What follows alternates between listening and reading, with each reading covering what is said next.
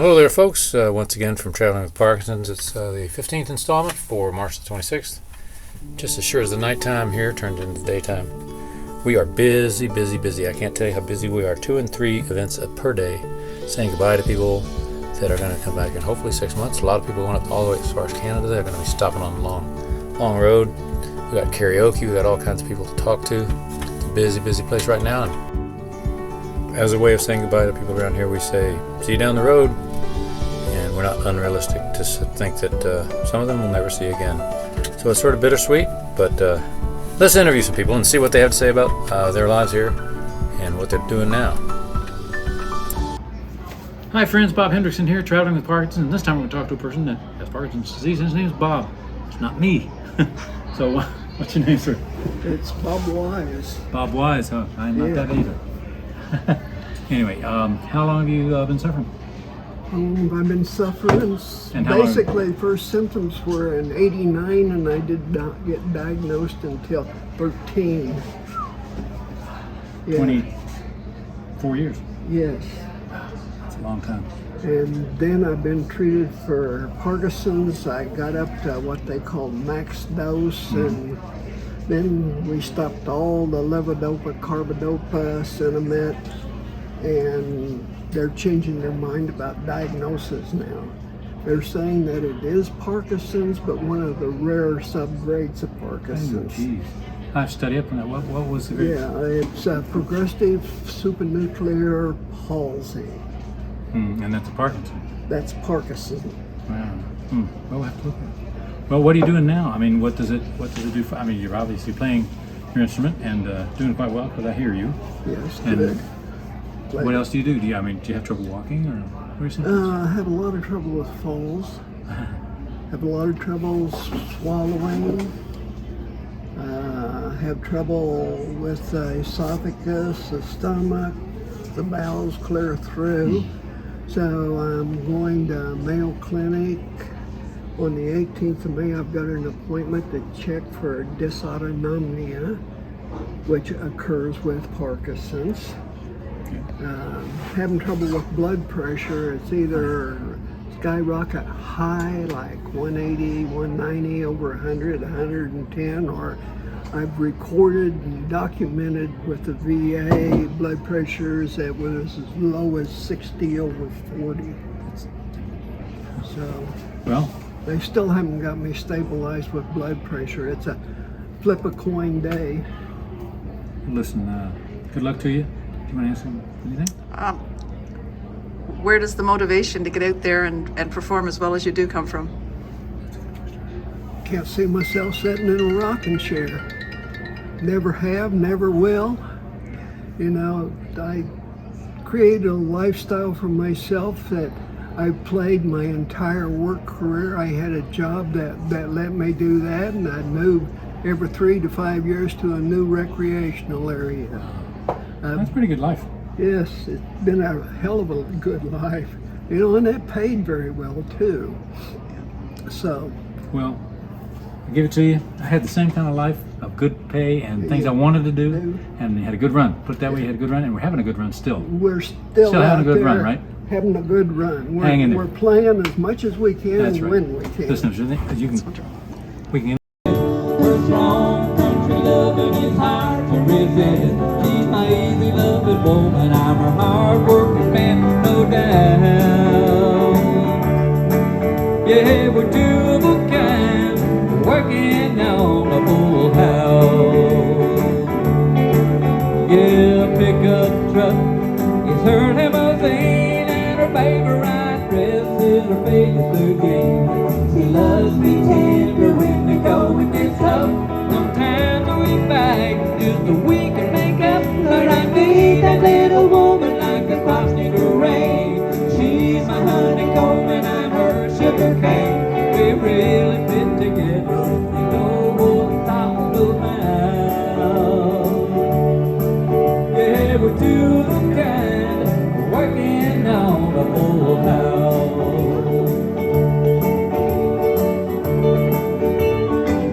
Hey folks, Bob Hendrickson here, Traveling with Parkinson's, and I met a new guy. He's got something on that really got my attention, the shirt. Tell us about your shirt. Where'd you get that? My wife got it for me. I've been cycling for about 7-8 years, and I've done 200-mile bike rides, one in Firefall, New Mexico, and I'm getting ready to do one in Gilroy, California. It's the Tierra Bella. It starts at the Gavilan College, and I'm doing the 75 mile. Wow. It's going to be hilly, maybe about 4,000 feet of climbing. And You ever do any just regular, just down the coast, flat stuff? yes, actually, I did it's the Oceanside. Goes to Oceanside to Del Mar and back. It's called the I can't remember right now because I'm on the spot. But it is. It takes the Highway 1 and it's beautiful. It was just a few months ago. Just for the scenery, huh? Huh? Just for the scenery? Just for the scenery. I just love it. Yeah. Yeah, doing Highway 1, going down to San Diego and back up the coast. What do you got to tell the people who are the Parkinson's or moving disorders? You got any ideas for them? There's just so many great, even Tucson, Arizona, from where I'm at, they have a loop around it, 60 miles, that you don't even touch any surface streets. You are so safe, and it's cycling is just wonderful. I took it up because my right hip's starting to give out, my knee, and I used to love running, but cycling has just been my new love. I mean, All right, sir. Just did 24 miles yesterday. 24 miles yesterday. That's great, and you're doing it. That's the thing. You're doing it. Yes. A lot of our people need to because, well, I'll tell you why before. And the group of people you find cycling is just unbelievable. Yeah. Amazing people. I've never seen one that I did not like. All right. Yes. Well, thank you very much. Appreciate Thank talking to you. Same See you here. later. Bye-bye. Thank you. All right. This is Bob Hendrickson, traveling with Parkinson's, and we're talking with John Barassa from Park City, Montana. from Park City, Montana. Must be cold up there this time of year. Foot of snow and 4 below. That's why I'm here. Yeah, really. Arizona's a nice place. I've known you for quite a while since I got here. Met you when I got here, and been good friends for a while. Been a week now, so yeah. You got a story to tell us about movement disorders that you might have, and problems that he's got a movement disorder too. Why don't you tell us about your movement disorder? How far back of a story do you want? Whatever you think will fit into a vlog. Well, Not let's long, see. just- I've been an amputee for 56 years. Lost my leg to osteogenic sarcoma back in 1965. I've overcome every obstacle I possibly can. And one thing I tell people, if I can walk, I can dance. I love dancing. My folks taught us how to dance when we were just little kids. And after the amputation, I just took a few years figuring it out again. So I just do what I do. I've got a place down in Parkside, we're a Quartzsite, and a place in Park City, Montana. Avid fly fisherman, car builder, hot rods, music. Yeah, I just enjoy having a good time doing whatever I'm doing. So how long have you been down here in Quartzsite this year? This is my 4th year, and I got down here right before New Year's. Let me ask you this. There's a lot of people out there that have all kinds of challenges like Parkinson's. Talked to somebody who has now an amputee. And now we've talked to also a lady who had brain injury, traumatic brain injury, had a post to her head during a car accident. She's getting around fine. You seem to be doing just fine, and have a lot of people around here that you're an inspiration to and for. So why don't you tell us about what you would say to anybody who's wondering about wonder they can do it out here? You know, people ask what I had, what the disease was, and how bad it was. Only 4% lived 9 years, or 4% lived 5 years back in '65. I've been back to the Mayo Clinic as a research project. They were never able to do anything with the serum, but osteogenic sarcoma, the survival rate is up to about 20% because of early detection, in my case, early amputation.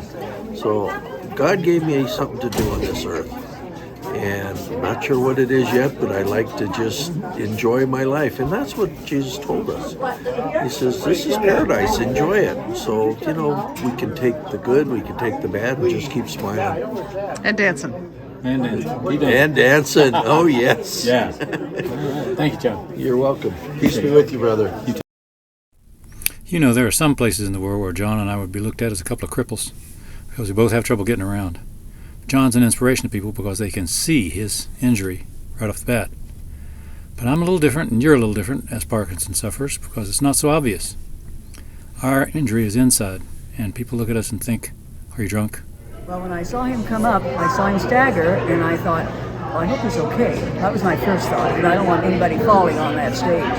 And then I thought I was more secure, more thing about it. I didn't want to be rude, and I asked, have you been drinking, sir? And he said, no, I have a condition. I said, oh, okay. I just want to make sure that you're okay. And hold on to. So your mileage may vary, but your experience is probably going to be different from John's. It may be different from mine. Don't expect a free ride. Don't expect it. You may have to explain yourself. So that's normal. Don't worry about it. Do it, you'll be fine. Well, Quartside's full of retirees and old men like me. So this I call the national anthem of Quartzsite, which is about old men. Can't quite do it anymore, but they still try, like me. What I call the Quartzsite national anthem. All the old folks here. I know, and they're I seen you in here before. Said I've been here a time or two. She said, hello, my name is Bobby Joe. Meet my twin sister Betty Lou. We're both feeling kind of wild tonight. You're the only cowboy in this place. If you're up for a rodeo, I'll put a big Texas smile on your face. I said, girls, I ain't as good as I once was.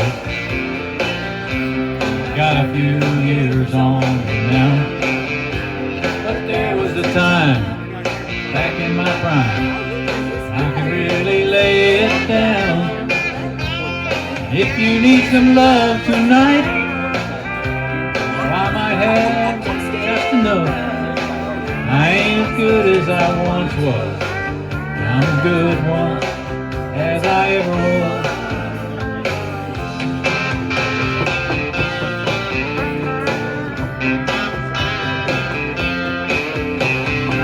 And I still hang out with my best friend Dave. I've known him since we were kids in school. Last night he had a few shots, got in a tight spot, hustling a game of pool with a couple of redneck boys. One great big fat biker man. I heard David yell across the room, hey buddy, how about a helping hand? I said, Dave, I ain't as good as I once was. My, how the years have flown. But there was a time, back in my prime, I could really hold my own. If you wanna fight tonight, I guess those boys don't look all that tough. I ain't as good as I once was. I'm as good once as I ever was. I used to be hell on wheels back when I was a younger man. Now my body says, oh, you can do this, boy. My pride says, oh, yes, you can.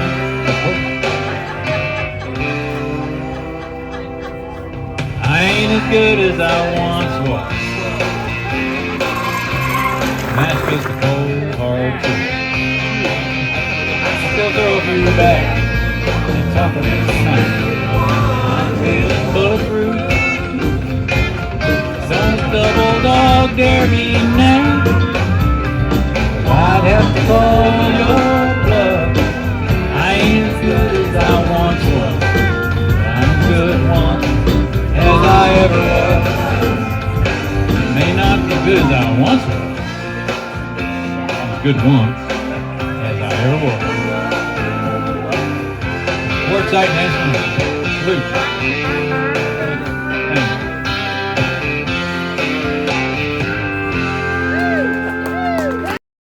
That's it for this week, folks. So come and see us next week on Traveling with Parkinson's. Bob Hendrickson saying, fair winds following seas, and may the winds always face. Love you all.